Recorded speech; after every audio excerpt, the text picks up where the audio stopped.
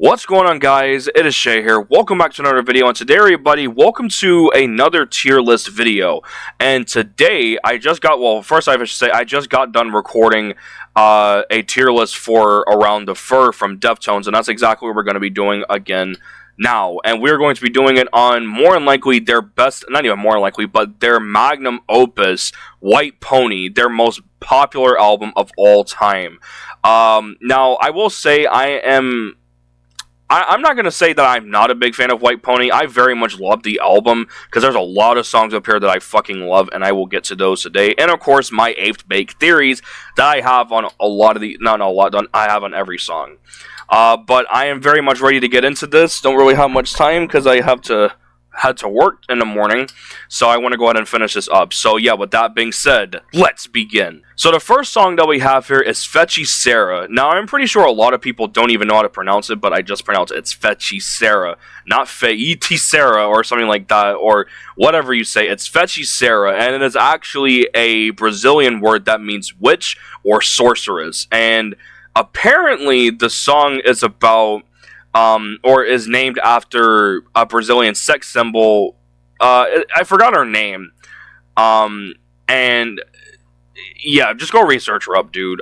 From what I've seen, like dudes competed on her game show to drink out of her belly button or something like that. It's some wild shit.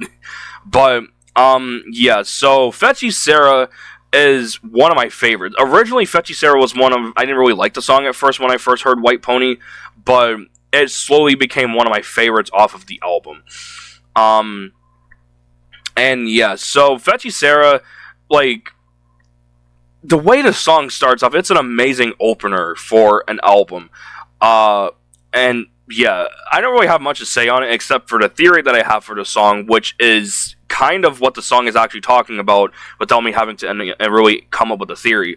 And that is that it is about an obsessive girlfriend who has kidnapped her boyfriend, with the police pulling her over, then arresting her and interrogating the boyfriend, with him telling them she made me touch the machine, and that she's a new murderer, pretty much in the making. Like, if the cops didn't pull her over, she would have killed him.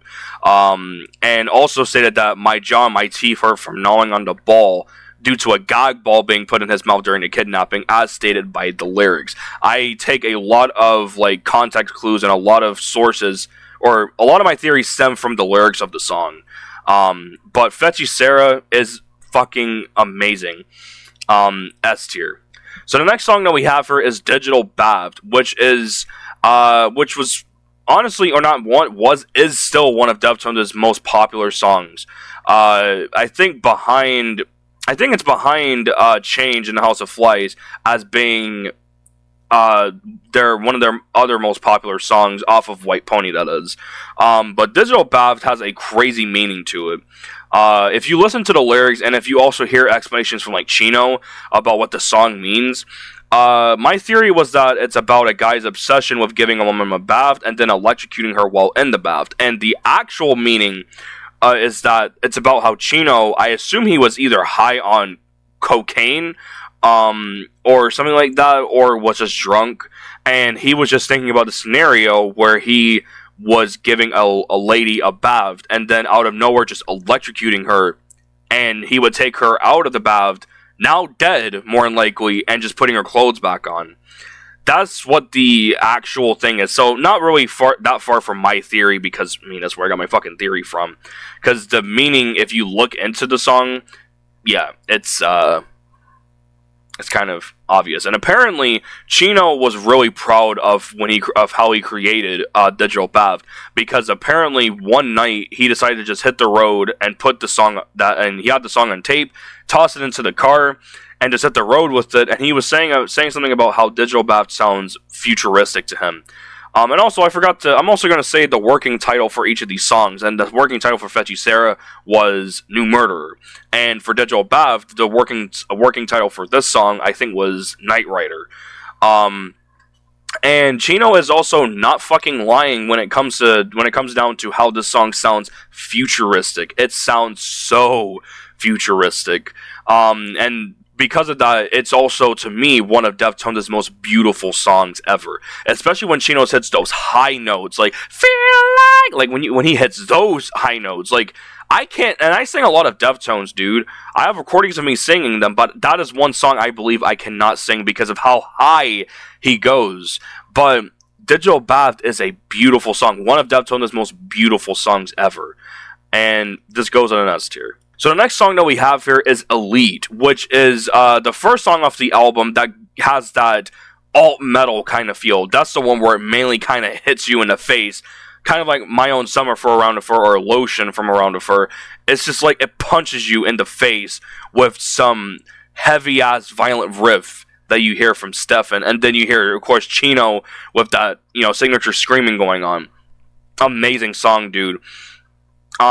And apparently, this song actually has two meanings, but the theory that I have for the song is that it's a message. Okay, this is going to be a little weird, but it's a message to young girls that they will experience menstruation and that it will not be pretty. But the other meaning is that it is a warning to people who strive to become famous, and that pretty much once you get famous, you will finally experience you're going to experience, like, the struggles of being a star, pretty much. Like, you're going to probably delve into, you know, snorting some white pony, if you know, you know, or, you know, like, getting into all kinds of shit, dude, and potentially dying in the process. But Elite apparently won a Grammy as well for Best Live Performance from Deftones or something like that. But Elite is an amazing song, dude. Difficult to play on guitar at first for me, and still somewhat is kind of difficult to play, but an amazing fucking song. And it's one of the few songs off the album that sounds like a song that Stefan primarily worked on, which I think he did. This is more of the Stefan song. Fetticero was more of a song that the whole band contributed to. Digital Bath was more of a Chino song. And here we have with Delete, amazing song, S tier. So the next song that we have here is RX Queen. Now I will say for RX Queen was that this was originally one of my least favorite songs off the album. I don't know. For some reason, the song just didn't hit. For some reason, when I heard the song for the first time while playing, what was I playing? I forgot what game I was playing. But I was playing the game and I was listening to White Pony in full because, you know, I was going through my Deftones journey. And RX Queen just didn't hit for me. And RX Queen, I like to believe, is a part 2 to MX from Around the Fur. And I also like to believe that this song is also about Chino's first wife, Celeste. And the theory that I have for the song is that it is a part 2 to MX, where a guy tells his girlfriend he'll let her do whatever she wants to him, pretty much, and that if she's ever lost, he'll pretty much always find her, in a way. But I also like to believe this song may have a darker kind of meaning to it, and in a meaning, like, in a way where it's like, it's a darker meaning to the point where the guy will pretty much has full control over his girlfriend. Like, she can't do anything. But I didn't put the theory that way. But RX Queen is beautiful, and it actually has somebody collabing on the song, which I don't remember who it was, but I really don't remember who it was that collabed on the song, but it was somebody who did up here, and RX Queen is amazing, dude. This song is, like, I don't know, it has more of a rock kind of feel. This is clearly more of a Chino kind of song. And also, the reason why I'm saying more of a Chino or Stefan song, because half of the songs on White Pony are Chino songs, the other half are Stefan, because you can kind of hear the heavy influence that Stefan was mainly going for, or wanted to go for when they were making White Pony. But RX Queen, a beautiful and amazing song. S tier. So the next song that we have here is Street Carp. Now, for those who don't know what a street carp is, it is apparently a prostitute that nobody wants, pretty much, and that that prostitute is trying her best to go off and find some dude to, you know, try to get with, you know, so she can get some fucking money. Oh my god, I just said that twice. But Street Carp is apparently, for my theory that I have for the song, is about an obsessive partner hoping to find out everything and invade their partner's life. However, he is either oblivious to all of the abuse, or he is just ignoring it and keeps giving her his house address. Now, apparently, there is a real life meaning to the song. It is apparently how some prostitute was kind of fucking with Chino, or at one point, or something like that, and and she kept coming at him or something like that, and he eventually gave her his house address or something like that. And I've heard somewhere that in the lyrics, Chino leaks his actual email address. I'm not gonna say it, but I think some people were saying that he leaks his email address in the song, because you hear 664, I think. But yeah, and Street Carp, this was clearly more of a Stefan kind of song. This song is amazing, dude. This was actually one of my favorites off the album, but Street Carp just doesn't really hit with me anymore. The song is fun to play on guitar, don't get me wrong. But yeah, Street Carp's pretty good though, but I will say it's not one of my favorites anymore for some reason. So yeah, I don't know, man. I'm conflicted with putting it between S and A tier, but we're gonna put it at A tier for right now.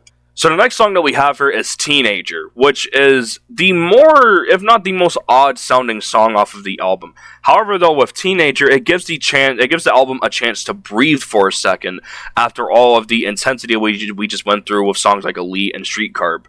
Now, Teenager, fun fact, is actually was originally supposed to be a song for Chino's side project, Team Sleep, but it was put on White Pony with the help of DJ Crook instead of it being Frank Delgado, who was the actual and main turntablist slash DJ for Deftones. But this is instead of Frank working on this song, the DJ effects and all that kind of stuff is done by DJ Crook. Who we will also see on Self-Titled, which is, of course, Deftones' next album, which, of course, I've already done a tier list on. But Teenager, it does sound a little bit out of place from the rest of White Pony. But as I said, it's because it was originally a song meant for Team Sleep. But Teenager is pretty sad, actually, because it is actually about how this was written when Chino was apparently 15 or 16 years old. And it was about a date that he had with a girl, but that date, I think she either stood him up or it kind of fucked around. It kind of fucked with Chino a little bit. The girl did something to him that made him really sad. But the theory that I have for the song is that it is how a teenage boy is sad about leaving his childhood sweetheart after she has changed in terms of personality and attitude, and is devastated about it for weeks on end. And it's kind of similar to the actual reason why, the actual meaning behind the song. But Teenager is actually pretty calm, but also sad. But also at the same time, it's not one of my favorites. It's a perfectly good song, though. So, A tier. So the next song that we have here is Knife Party. And for anybody who is just getting into Deftones and is looking at this video, yes, it is spelled without the A in party, because I think it was a production mistake when they were naming Knife Party.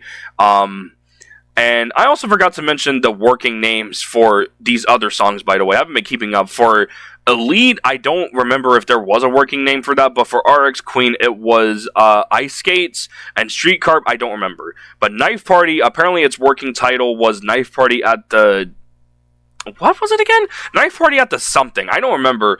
But this song features Rodleen Getsick on, I guess, backing vocals for the song. And apparently she has actually performed with Deftones a good amount of times live, or a few times live, and has performed this song as well. Performed her little part as well. And apparently Chino has done her screams before for live shows, of course, when she wasn't present.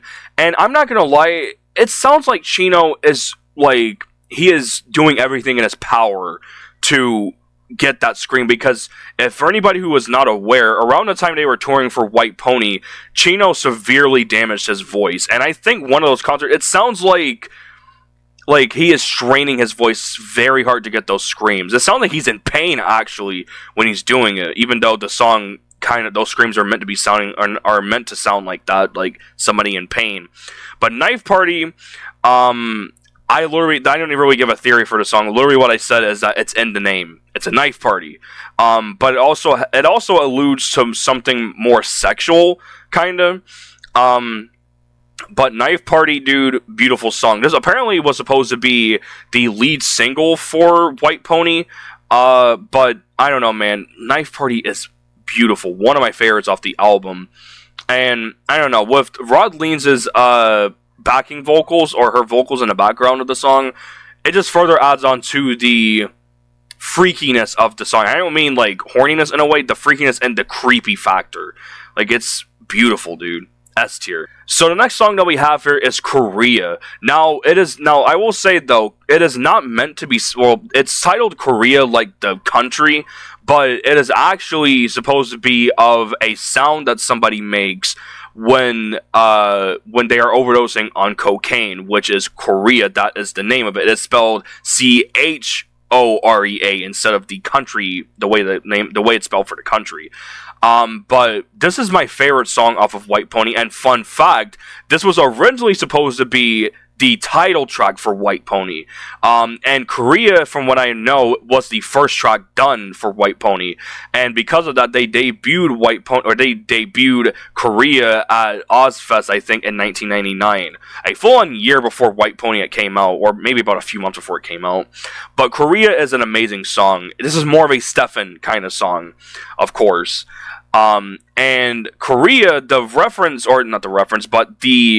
theory that I gave for it is pretty weird and a little something. So it's pretty much how about a cocaine addict in a drug-induced daze, or haze, I would say, is singing about his love for the hard drug for whatever reason. However, he will later make a sound, of course, that the song is named after, without him being overdosing on cocaine. And Chino actually does those sounds in the song. It sounds like he's choking, like it sounds like that. That doesn't really do it justice, but if you hear it in a song, like getting close to the end of the song, you can hear him making those sounds, and it sounds like he's choking, which maybe is that probably is what happens when someone overdoses on White Pony. Yeah, I love the song, dude. It's amazing. Yeah, I don't really know what else to say for Korea, dude. This song is fucking amazing. S tier. Put Fetchy Sarah behind that. So the next song that we have here is Passenger, which is also one of the more popular songs off of White Pony, and features Maynard James Keenan, who is the vocalist of Tool, I think A Perfect Circle, and some other band, but he's most known for being in Tool. And his voice is prominently heard after Chino's vocals, and apparently, what was really funny is that when I first heard Passenger, I actually thought that was Chino singing as well, but getting some time after that, when I got more into Deftones, I figured that it was Maynard James Keenan who was doing vocals on that part, and apparently, also the working title for Passenger was Timbaland or something, or Timberland. That was one of them. But the story behind Passenger is that the song, Maynard James Keenan was originally there with Deftones, to work on the time signatures and all that kind of bullshit for the songs. And while hearing just, the song without vocals, of course, probably sometime before the song was actually finished or even started on, he would just sing over it. And when Chino would go in to record his lines, he kept hearing Maynard's voice. So he invited him to, collab on the album. And that's how we got this amazing song, dude. And my theory for Passenger, the message that the song gives you is kind of obvious, but my theory for it is that how a young couple take to the streets in their car and have a joyride. But some of the other lyrics, like something relating to misty windows, allude to something a little bit more than what most people probably think. But, yeah, so Passenger, fucking beautiful song. I love the song so much. It was one of my favorites and still is one of my favorites off of White Pony. At first it was like top 3 or top 5. I think it's probably like top 10 now. But yeah, Passenger, amazing song. S tier. So the next song that we have here is Change in the House of Flies, which is Deftones' most popular song to date. Like, this song is their most popular of all time, dude. And I don't know, dude, this song is very symbolic, and the message that it gives off, or the message that the song gives, or the song brings, is pretty obvious. It's about pretty much about somebody who is seeing a loved one cherished either for the better or for worse. But I like to believe that change is of that person seeing their loved ones, or that they cherish, like loved ones that they cherish, prospering for the better. And my theory on this song is literally what I just said, with that being someone watching a person that they cherish change for the better or for the worse. And I like to believe that they're changing for the better in this song. Or it could potentially be about how, like, a parent seeing their kid grow up and actually be, you know, like, great at what they do. That's nothing that's, like, illegal or anything. Like, something that is a practical, you know, job kind of thing, and doing some good kind of, you know, activities in their free time. They just love seeing and they're proud of what they become. I like to believe that this is what Change in House of Flies is actually about. It's about seeing somebody change for the better. So yeah, this song, I will say, this is not one of my favorites only because the song, I'm not gonna say, oh, because it's so overplayed. Well, I technically will say that, but I just really don't like the song like that. There are a few times I'll actually listen to the song because it's just so beautiful. Right behind Digital Bath, this goes in front of Digital Bath as being one of Deftones' most beautiful songs of all time. Symbolic, like, you know, very meaningful, impactful in a way, dude. And that is what I love about this song, despite it not really my favorite off the album. But yeah, this goes in A tier. So the last song that we have here is Pink Maggot, which is the technical last song off the album. As you see, we have another song here, but this is actually the last song off the album, if you don't count the other song that we're about to review after this one. Pink Maggot is the longest song off of the album, and one of Deftones' longest songs, I think, clocking in at about 7 minutes and 3 seconds long. And Pink Maggot, I think the working title for the song was Pink Maggot, you know, like the actual insect. Not insect, but the actual, you know, parasite, in a way. But I don't know why they named it Pink Maggot, but the name apparently stems from a rap song. But the lyrics, the song sounds sad or somber in a way, and it starts off really spacey with all these, with just Stefan, Chino, and Frank, you know, doing their thing. You know, Steph doing his guitar thing, Chino singing, and then Frank doing his DJ thing. And then when the song kicks in, it just sounds, it's like a relaxing evening, or in a way, like finally, like maybe somebody is finally relaxing, you know, after so long, so many hours, or maybe even days, months, or weeks, years even, of just, you know, bullying. But, you know, they're finally, you know, coming to terms with, like, who they really are. The song is about instilling confidence. And, like, if you listen to the song, the message is pretty clear, like, when it comes to, like, you know, instilling confidence. Like, just become the person that, you know, become yourself, dude. Like, just be who you want to be. Like, if you're cringy and you know it, but you're afraid that people are gonna, like, fucking, like, you know, shit on you because, you know, oh my god, why are you doing this? Or you're out of, like, it's something that they don't see every day. But it's nothing that's, like, weird or anything. Just be the person you are, even though a lot of things that people do are weird. But if it's something you want to do, just become the person that you want to be. And, of course, my theory is just literally the message of the song, which is instilling confidence in someone to the point where they feel like they're on top of the world. And that is what the song is meant to do. But Pink Maggot is beautiful, dude, and an amazing closer. However, I will say I'm not a big fan of the song, but I will say it is a absolutely beautiful, amazing song and an amazing closer. But because of that, A tier. And the technical last song we have on the list here is Back to School Mini Maggot, which is technically a mini version of Pink Maggot. Now, this is actually on the re-release of White Pony, which I actually do have with me. I don't even know where the CD is. I know it's down there somewhere. But this is on the re-release of White Pony, and it's instead of Fetchy Sarah being the opener for the album, Back to School is. And fun fact, but I am really not a big fan of Back to School. I remember before I fully got into Deftones, Back to School was one of my favorite songs from them because of how badass it sounded. You have all these rap, it's like a rap rock or rap metal kind of song from them. Like, it's kind of going back to Around the Fur and the Adrenaline era for Deftones. Because you have Chino rapping and all that stuff. Radio-friendly song, because this song was actually brought to life when Maverick asked for more radio-friendly songs from Deftones, and as much as they hated doing that, Chino begrudgingly did Back to School. And I will say, I'm not a big fan of Back to School, but the song is really fucking good. I will say Back to School is a song that's more meant for its own, in its own right, a good song. But as a opener for an album, not so much. So that's the whole reason why I don't really like that song. And in my own ranking that I have, that's separated from this, I don't even have this song on the tier list or on my ranking for the album. It originally was, but I took it off after I found out that Fetchy Sarah was the better opener for the album and was originally, of course, the original opener. But Back to School, amazing song, dude. So yeah, and also this came out as a single before they re-released White Pony, by the way.